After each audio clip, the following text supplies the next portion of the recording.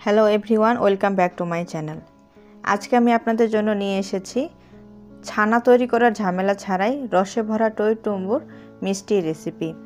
এই মিষ্টি রেসিপিটা খুবই কম সময় আর কম উপকরণ দিয়ে তৈরি করে নেওয়া যায়, আর খেতে অনেক অনেক বেশি টেস্টি। একবার বাসায় তৈরি করে দেখবেন, আশা করছি ভালো লাগবে। তো প্রথমে আমি এখানে নিয়ে নিচ্ছি হাফ কাপ পরিমাণে ময়দা, দিয়ে দিচ্ছি হাফ কাপ পরিমাণে গুঁড়ো দুধ। যতটা পরিমাণে গুঁড়ো দুধ নেব ঠিক ততটাই আমরা ময়দা নিব। দিয়ে দিচ্ছি 1/4 চা চামচ খাবার সোডা, হাফ চা চামচ বেকিং পাউডার। এখন এই শুকনো উপকরণগুলো একটা চামচ দিয়ে খুব ভালো করে মিশিয়ে নিচ্ছি। তো শুকনো উপকরণগুলো মেশানো হয়ে গেলে আমরা এখানে দিয়ে দিব 1 চা চামচ ঘি।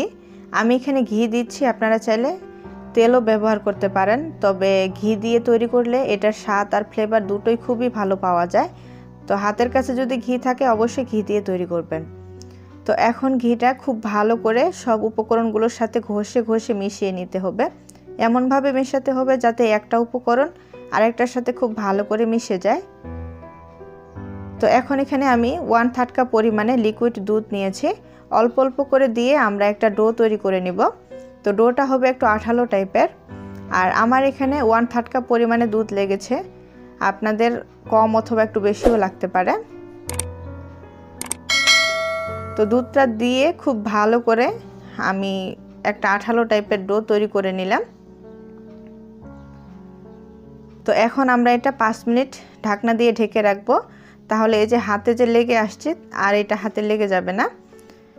তো 5 মিনিটের ভিতরে আমি একটা কড়াইতে হাফ কাপ পরিমাণে পানি আর হাফ কাপ পরিমাণে চিনি দিয়ে দিলাম। এখন চুলা রাসটা হাই হিটে রেখে 2 মিনিট জাল করে নেব।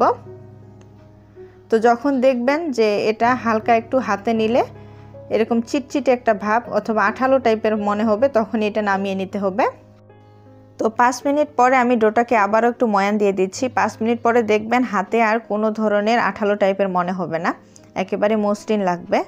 তো ডোটা ময়ান দেওয়া হয়ে গেলে এখন আমরা ডোটা থেকে ছোট ছোট করে লেচি কেটে নিব আর মিষ্টিগুলো তৈরি করে নিব। তো আমি মিষ্টিগুলো হালকা একটু চ্যাপটা করে তৈরি করে নিচ্ছি। আপনারা আপনাদের পছন্দ মতো যে কোনো শেপের তৈরি করে নিতে পারবেন। তো সবগুলো মিষ্টি আমার তৈরি করে নেওয়া হয়ে গেছে। এখন এগুলো আমরা ভেজে নেব। তো একটা কড়াইতে আমি তেল নিয়েছি আর তেলটা খুবই হালকা গরম করে নিয়েছি। আপনারা দেখে বুঝতে পারছেন যখন মিষ্টিগুলো দিচ্ছি কোনো ধরনের বুদবুদ কিন্তু উঠছে না।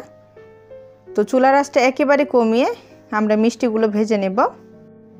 তো মিষ্টিগুলো দেওয়ার পর আমরা অপেক্ষা করব যতক্ষণ না অপর পাশে হালকা একটু কালার আসে আর মিষ্টিগুলো একা একা হালকা একটু উপরে ভেসে ওঠে, ততক্ষণ আমরা অপেক্ষা করব। তো যখন অপর পাশে হালকা একটু কালার আসবে আর মিষ্টিগুলো দেখবেন যে ফুলে যাবে, তখন এটা আমরা উল্টে দিব।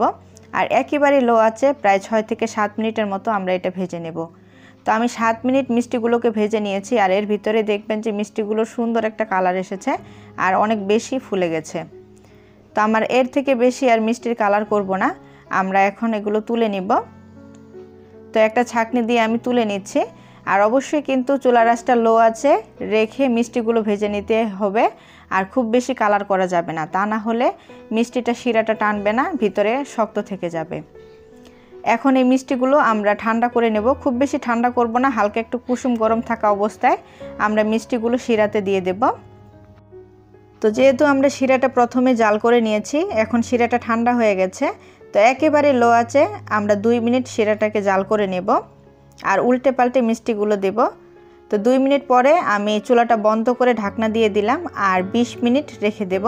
তো 20 মিনিট পরে আমি ঢাকনাটা সরিয়ে নিয়েছি আর এর ভিতরে মিষ্টিগুলো খুব ভালো করে শিরাটাকে টেনে নিয়েছে। তো দেখেই বুঝতে পারছেন মিষ্টিগুলো কিন্তু রসে টইটুম্বুর হয়ে গেছে। তো এখন এটা আমরা পরিবেশন করে দেব। তো আমি এখন আপনাদেরকে একটু কেটে দেখাচ্ছি যে ভিতরে মিষ্টিটা দেখতে কেমন হয়েছে। তো দেখুন ভিতরে কিন্তু রসে ভরা টইটুম্বুর হয়ে গেছে।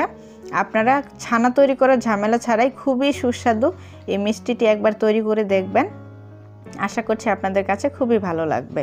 তো অবশ্যই যদি আপনারা বাসায় তৈরি করেন আমাকে কমেন্টে জানাতে ভুলবেন না আপনাদের কাছে খেতে কেমন লাগলো।